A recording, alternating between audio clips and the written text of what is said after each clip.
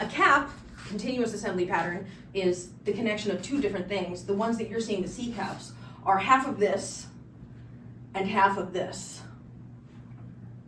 Right, this is the 4-petal anti-spin, and this is the long arm giant 0-petal flower situation, whatever you want to call it, any of those.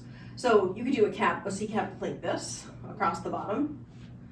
You could do a C cap across the back. You could do a C cap across the top. You could do a C cap across the front. You could do a C cap across the horizontal. In my experience teaching people, if people are struggling to get anti-spin, I will start them with the cap, and I will just start them with this basic cap.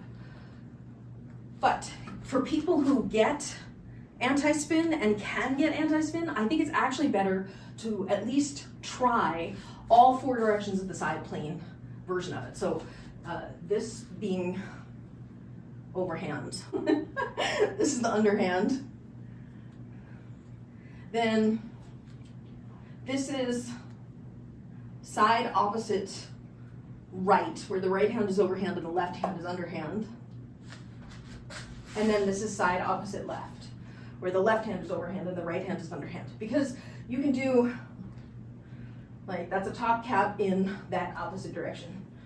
Yes, the continuous assembly pattern does make it look completely crazy, but it is based on the same concepts. If you can get the 4-petal anti-spin first, I think it opens up the possibility